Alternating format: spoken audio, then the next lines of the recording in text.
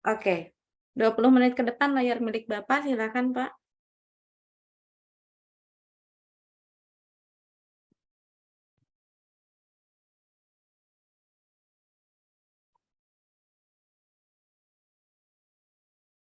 Baik, terima kasih. Selamat pagi. Assalamualaikum warahmatullahi wabarakatuh. Waalaikumsalam warahmatullahi wabarakatuh. Baik, alhamdulillah hari ini kita ketemu kembali dalam mata kuliah analisis numerik ya, untuk pertemuan ke-9, pertemuan setelah UTS. Jadi kita untuk pertemuan hari ini akan membahas mengenai sistem persamaan linier. Oke, sebelum kita mulai, mari kita awali dengan membaca doa. Silakan Ketua Komting untuk memimpin doa kepada Pak Johar, silakan. Baik, Pak Bangkin. Teman-teman semuanya, sebelum kita mulai kuliah pada hari ini, mari kita berdoa. Menurut teman-teman masing berdoa di silakan.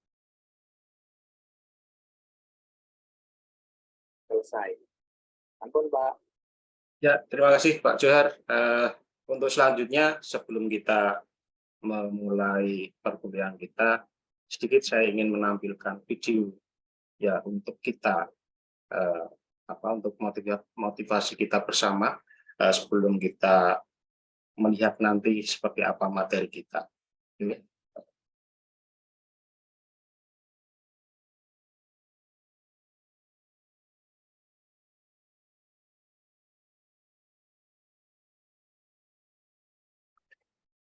Oke, bisa terlihat video saya? Belum, Pak, masih PPT. Sepertinya di stop share. Ini videonya tidak di PPT, Pak ya? Oh iya, ya. Nah, di stop dulu.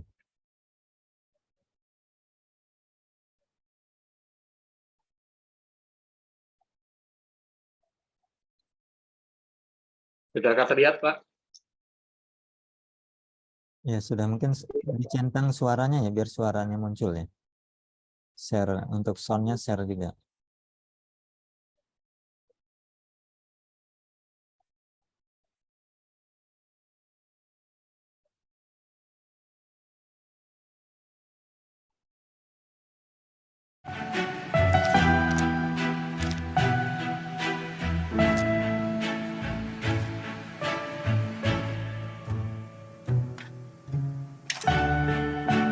เขาจะได้อะไร ถ้าเขาทำแบบนี้ทุกวัน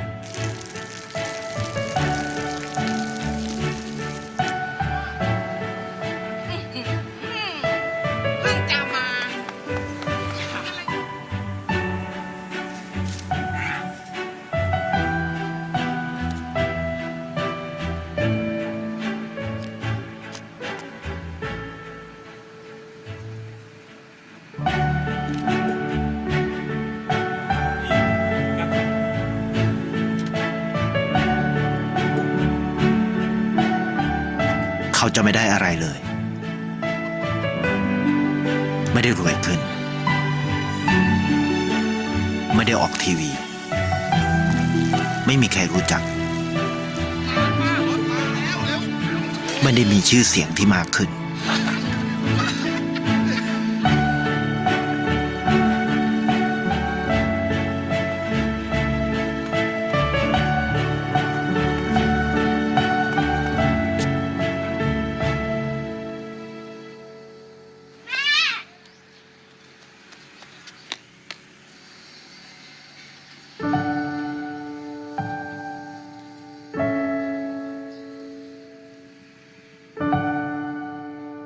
เพราะสิ่งที่เขาได้ คือได้แค่ความรู้สึก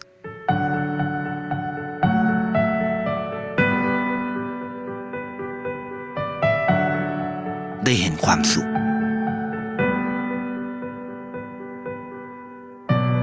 ได้เข้าใจ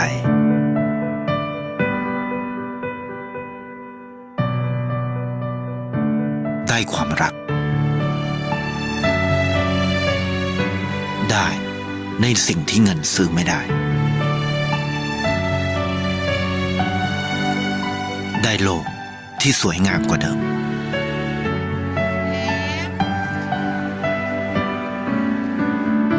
ในชีวิตคุณ อะไรคือสิ่งที่คุณต้องการมากที่สุด ไทยประกันชีวิตเชื่อในความดี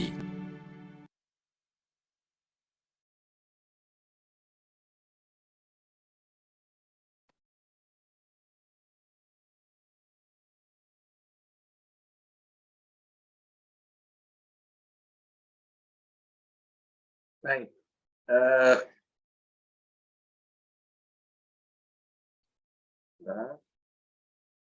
Oke, materi saya sudah muncul lagi. Sudah Bapak. Ada Pak, Tadi kita sudah melihat bersama ya sebuah video singkat. Nah, sebelum kita memulai, saya ingin mencoba kita sama-sama merefleksi diri kita. Kira-kira apa yang Anda pelajari dari video tadi? Singkat saja saya tunjuk Bu Tri Novita, silahkan pendapatnya. Ya, terima kasih Pak. Mungkin video tadi kalau menurut saya lebih ke arti berbagi ya Pak. Walaupun istilahnya kita tidak punya banyak, tapi kita berbagi itu akan menjadi sebuah kebahagiaan buat mereka. Gitu sih Pak yang saya tangkap. Oke, terima kasih Bu Tri Novita. Ya, saya kira tepat sekali ya, berbagi. Artinya bahwa ini sebenarnya adalah motivasi bagi kita bahwa ketika kita melihat dan menghadapi kondisi apapun, ya, maka hadapi itu dengan maksimal. Ya, jadi insya Allah kita bisa memberikan manfaat meskipun sekecil apapun kepada siapapun yang kita hadapi. Nah, kalau kita bisa memberikan manfaat bagi orang lain, ya apalagi untuk kita, seharusnya kita bisa memaksimalkan potensi kita. Ya. Nah, kira-kira itu pesan moralnya. Kemudian apa kaitannya dengan mata kuliah yang kita akan pelajari hari ini? Ya, saya tahu kita sudah 7 pertemuan, ya, dan saya sudah lihat hasilnya. Ternyata masih ada beberapa yang memang belum bisa maksimal. Ya, 7 pertemuan sebelumnya kita sudah mempelajari tentang lawan dari apa yang akan kita pelajari hari ini, yaitu sistem persamaan nonlinier. Itu memang lebih berat, ya. Tapi ya saya harap Anda bisa lebih meningkatkan, memaksimalkan apa yang Anda miliki. Ya, masih ada waktu sampai dengan ujian akhir nanti. Ya, silakan dimaksimalkan dan perhatikan untuk pertemuan-pertemuan berikutnya. Oke, untuk pertemuan hari ini, sub CPMK yang nanti akan kita harapkan bisa tercapai itu adalah Anda setelah mempelajari mata kuliah ini mampu menjelaskan kasus persamaan linier dengan 3 metode, yaitu metode Gauss, metode Gauss-Jordan, dan metode Gauss-Seidel. Ya. Tapi sebelumnya, ya, sebelum kita mulai, kita coba brainstorming dulu. Kita coba berdiskusi. Saya sudah bagi kelompok. Kelompok 1 nanti ketuanya Pak Arlis, kelompok 2 Bu Melvi, kelompok 3 Bu Fitri, dan kelompok 4 Bu Bernadette. Silahkan diskusi singkat saja, saya beri waktu 5 menit. Saya minta Anda jelaskan apa itu SPL, sistem persamaan linier, dan seperti apa cirinya, karakteristiknya. Oke, silahkan berdiskusi. Saya bagi kelompok sesuai tadi ketuanya ya. Saya beri waktu 5 menit, silahkan. Bapak saya siapa tadi ya Pak ya? Ketua kelompok untuk kelompok 1 Pak Arlis Prayogo, kelompok 2 Bu Melvi, kelompok 3 Bu Fitri, dan kelompok 4 Bu Bernadette. Ya, silakan berdiskusi. Oke, waktunya habis. Ya, kita coba berdiskusi apa itu sistem persamaan linier dan seperti apa karakteristiknya. Silakan, siapa yang sudah siap? Kelompok siapa? Baik, saya coba, Pak. Ya, silakan Bu Melvi. Persamaan linier itu merupakan persamaan yang hanya mengandung variabel berpangkat 1, dan biasanya persamaan ini juga bisa dikatakan sebagai yang berderajat 1. Biasanya dia bersifat seperti persamaan yang Pak ya. Saya rasa itu Pak. Dia menurut saya itu persamaan linear adalah hadap yang berpangkat 1. Mungkin itu aja Pak, mungkin masih banyak kekurangan. Terima kasih Pak. Cukup Assalamualaikum. ya. Terima kasih kelompok 2 ya Bu Melvi. Poinnya adalah SPL itu adalah persamaan yang variabelnya berpangkat 1. Mungkin ada yang mau menambahkan, silakan, tidak harus ketua kelompoknya.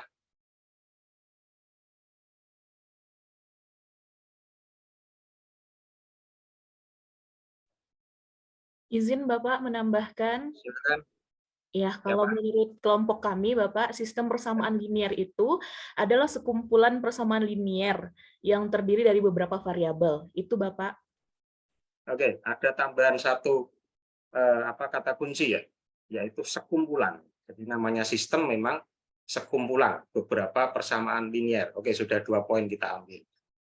Oke, mungkin untuk menyingkat waktu ya, bisa saya tambahkan sedikit ya, bahwa tadi 2 jawaban tadi ya sudah betul ya.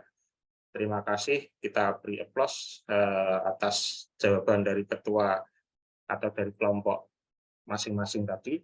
Ya, intinya bahwa sistem persamaan linear itu adalah sebuah sistem ya, terdiri dari sekumpulan persamaan linear, di mana persamaan linear itu tadi seperti yang dijelaskan oleh Bu Melvi, yaitu bahwa salah satu cirinya adalah dia merupakan variabel yang atau terdiri dari variabel-variabel yang berpangkat 1.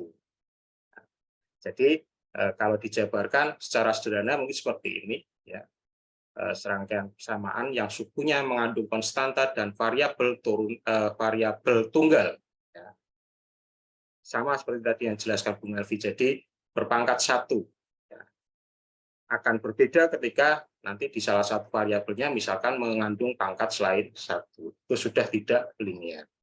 Ciri yang lain adalah apabila digambarkan dalam sebuah koordinat kartesius, dia nanti secara grafik akan membentuk garis lurus, maka namanya linear. Oke, itu untuk diskusi awal kita. Selanjutnya kita atau untuk penguat Anda nanti silakan Anda buka channel ini ya, atau video yang ada di YouTube ini ya, sebenarnya materi tentang hari ini ada di channel saya, silakan Anda nanti buka sebagai bahan referensi ya. Untuk kegiatan inti kita hari ini kita mulai. Jadi sebagai materi intinya adalah yang pertama tentang tadi pengertian persamaan linier. Persamaan linier itu contohnya seperti ini. Jadi dia terdiri dari beberapa variabel ya. Variabel itu adalah nilai yang akan dicari ya. Jadi biasanya dia dinotasikan dengan huruf seperti ini ya. Bisa A, B, C atau X, Y, Z atau X1, X2, X3 ya. Kita tentu sudah pernah belajar tentang itu, dan dia nilainya tunggal, tidak berpangkat. Nah, kemudian akan membentuk sistem ketika beberapa persamaan dengan variabel yang sejenis tadi itu berkumpul menjadi satu. Kalau kita urai bagian-bagian atau komponen dari persamaan linear itu, yang pertama adalah koefisien, kemudian variabel, konstanta, dan suku. Koefisien itu adalah angka yang melekat dengan variabel ya. Kemudian variabel itu yang akan dicari tadi. Konstanta itu adalah nilai yang ada di ruas kanan ya. Oke, kemudian suku itu adalah satu baris persamaan, ini namanya satu. Oke, nah ini definisi secara lebih lanjut, secara formulasi, membentuk formulasi seperti ini ya. Kemudian karena kita akan mencari penyelesaian dari sebuah kasus, maka di dalam analisis numerik salah satu metode atau cara yang kita gunakan adalah kita nantinya akan berbasis matriks. Ya, bentuk sistem persamaan linear itu apabila dituliskan dalam bentuk matriks itu akan membentuk pola AXB. A itu adalah matriks dari koefisien yang ada di depan variabel tadi. Kemudian matriks X itu adalah, atau vektor X itu adalah vektor yang berisi variabel-variabel yang akan dicari, dan vektor B itu adalah vektor konstanta. Ya. Nah, oke, secara singkat seperti itu. Nah, kemudian ada istilah augmented metric. Augmented metric itu adalah vektor yang diperluas. Jadi ini adalah gabungan dari vektor A dengan vektor B. Ya. Nah, ini contoh ya. Jadi misalkan terdapat sebuah sistem persamaan linear, ada 3 persamaan dengan 3 variabel. Ya. Ini kemudian kita konversikan atau kita ubah menjadi bentuk pola matrik AXB tadi ya. A-nya itu adalah koefisien, berarti dari baris pertama itu adalah 1, 3, 2 ya. Baris kedua 1, 4, 1, baris ketiga 2, 5, 5. Kemudian XYZ itu adalah variabelnya yang akan dicari ya. Kemudian yang di ruas kanan itu adalah matrik B, itu adalah matrik konstanta. Nah, augmented metric itu adalah hasil perluasan dari matriks A dengan matriks B. Jadi di sini matriks A 1, 3, 2, 1, 4, 1, 2, 5, 5 itu kemudian kita tambahkan dengan matriks B ya, di kolom terakhir. Itu menjadi augmented metric. Nah, kemudian penyelesaian SPL seperti tadi ya, karena waktu kita singkat, tinggal beberapa menit, mungkin saya singkat saja. Ada 3 metode, yaitu eliminasi Gauss, kemudian Gauss-Jordan, dan Gauss-Seidel. Ya. Untuk eliminasi Gauss dan Gauss-Jordan, itu dasarnya adalah tadi, augmented metric. Ya. Jadi, langkah dasarnya adalah itu. Untuk eliminasi Gauss, nanti dia punya karakteristik sendiri yang berbeda. Ya. Gauss-Seidel ya maksud saya. Untuk nah untuk eliminasi Gauss ya, jadi intinya adalah kita nanti harus melakukan operasi baris elementer sehingga kemudian matriks augmented matrix tadi nantinya akan berubah menjadi sebuah matriks yang khusus ya. Nah, kalau di dalam eliminasi Gauss tujuannya adalah merubah augmented metric tadi menjadi matriks segitiga atas. Matriks segitiga atas itu seperti ini ya. Jadi yang di bawah jalur diagonal ini ya, jadi jalur diagonal matriks A itu adalah semua harus bernilai 0. Ya. Nah, tujuannya seperti itu. Nah, di Gauss itu akan berakhir ketika semua bagian di bawah jalur diagonal tadi sudah bernilai 0, maka itu sudah berakhir. Contoh seperti ini, ya, ada 3 persamaan linear membentuk sebuah sistem, kemudian kita ubah menjadi augmented metric, kemudian kita lakukan operasi baris. Operasi baris itu adalah operasi yang kita lakukan sedemikian rupa dengan berbagai operasi yang ada ya, boleh ditambahkan, boleh dikurangkan, boleh dikalikan, boleh dibagi dan sebagainya. Yang intinya adalah untuk merubah nilai sesuai tujuan tadi sampai menjadi segitiga, matriks segitiga atas. Contoh ini langkah pertama adalah baris kedua dikurangi 2 kali baris pertama. Jadi matriks awalnya kan seperti ini ya. Baris kedua dikurangi 2 kali baris pertama. 2 kurangi 2 kali 1 berarti 0. Tujuannya seperti itu. Jadi nilai yang di bawah jalur diagonal ini semua harus berubah menjadi 0. Begitu langkah seterusnya operasi baris sampai hasil akhirnya adalah seperti ini. Ini sudah membentuk matriks segitiga atas ya. Setelah seperti ini, maka kita bisa langsung temukan oh, berarti di sini kan kolom 1 itu adalah untuk variabel X, kolom 2 variabel Y, kolom 3 adalah variabel Z. Dalam contoh ini X1, X2 dan X3 gitu ya. Nah, jadi di sini contoh baris ketiga, kita untuk hasil akhirnya itu berdasarkan baris ketiga dulu. X1-nya 0, X2-nya 0, X3-nya 11. Berarti kalau kita rubah menjadi bentuk persamaan akan menjadi seperti ini. 11X3 sama dengan 11. Ini kan konstanta tadi ya. Maka X3 bisa langsung ketemu sama dengan 1.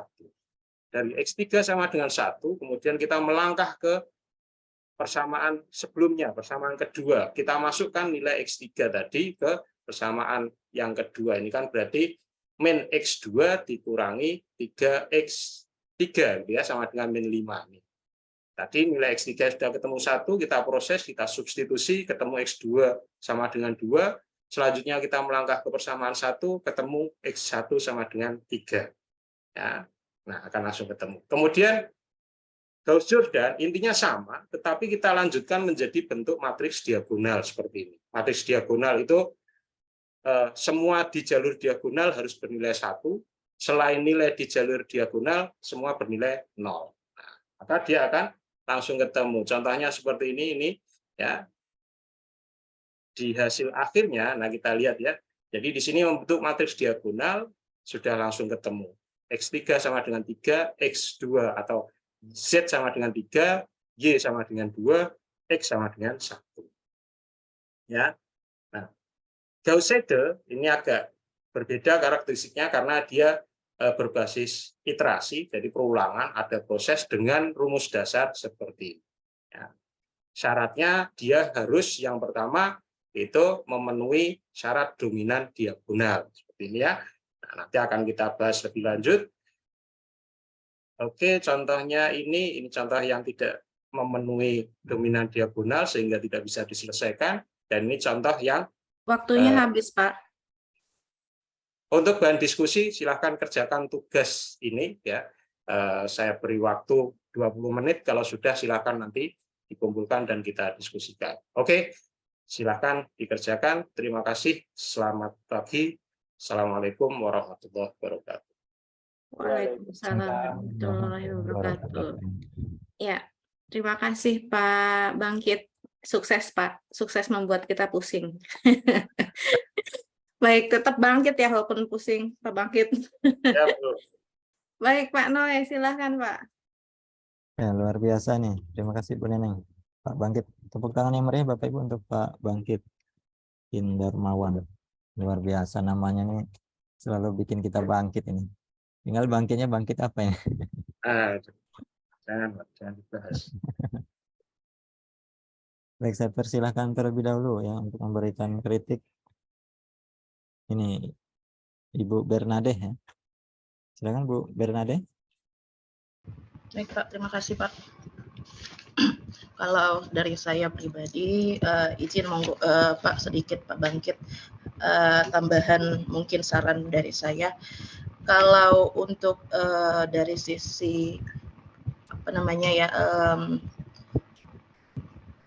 dari materi Bapak tadi yang sifatnya hitungan, kadang kalau menurut pendapat saya Pak, kalau yang contoh dulu diberikan baru nanti langsung mahasiswa dikasih latihan, lebih tepat sih demikian Pak. Jadi mahasiswa langsung dapat contoh, langsung kelihatan mana bentuk contohnya, bisa langsung dipraktekkan ke dalam latihan soal.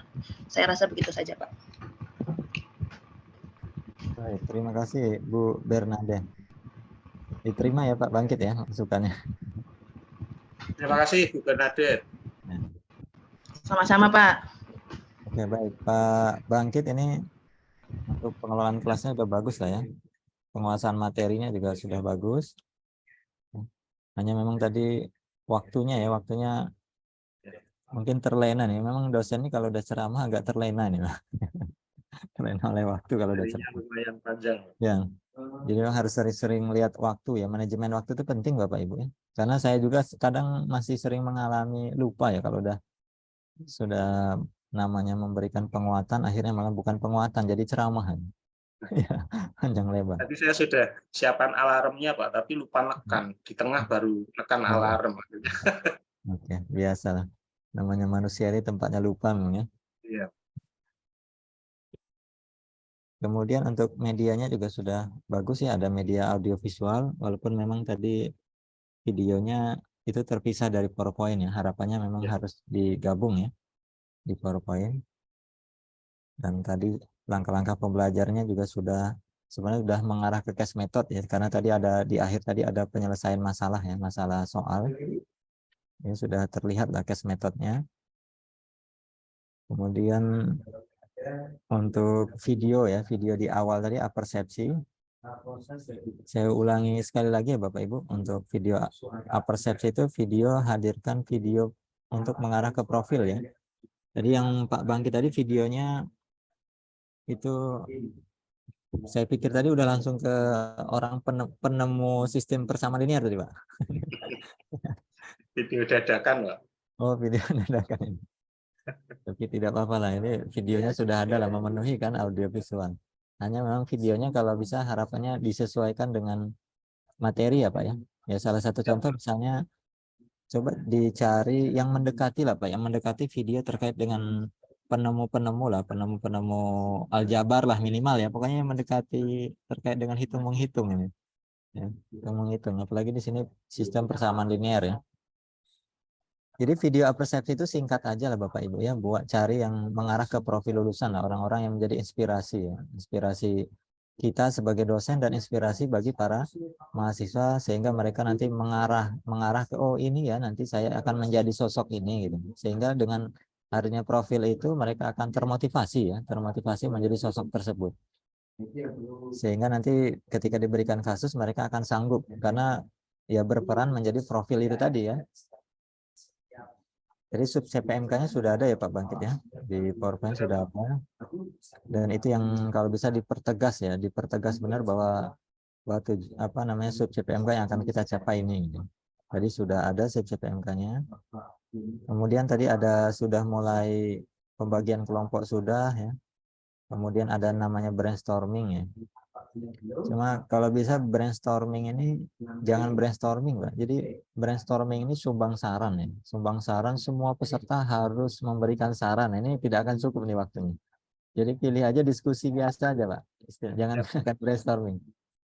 Jadi brainstorming ini salah satu speaking ya, keterampilan public speaking yang setiap peserta itu harus memberikan sumbang saran. Jadi kalau saran saya jangan menggunakan brainstorming lah. Nanti waktunya tidak cukup. Ya, menggunakan diskusi aja, diskusi gitu ya. Istilahnya gunakan diskusi. Nah, kalau bisa untuk untuk diskusinya itu berikan sumber referensinya, Pak. Jadi Bapak tadi sudah ada lah, ada pertanyaan pemantik ya. Apa itu tadi apa Pak? SPL ya. Nah, apa itu SPL tanda tanya?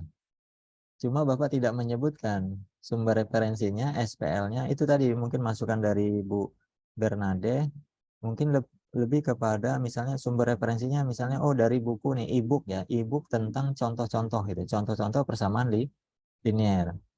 Misalnya dari yang materi yang akan didiskusikan oleh mahasiswa itu, ada beberapa contoh persamaan linear, oh ada misalnya contohnya kalau bisa sesuai dengan soal yang akan diberikan Pak.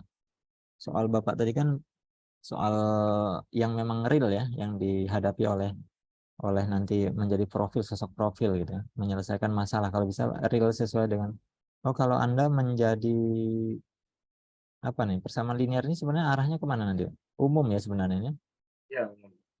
Umum, anggap saja kalau menjadi petugas bank lah gitu ya, menjadi petugas bank, menjadi audit lah misalnya, menjadi audit atau apalah ya.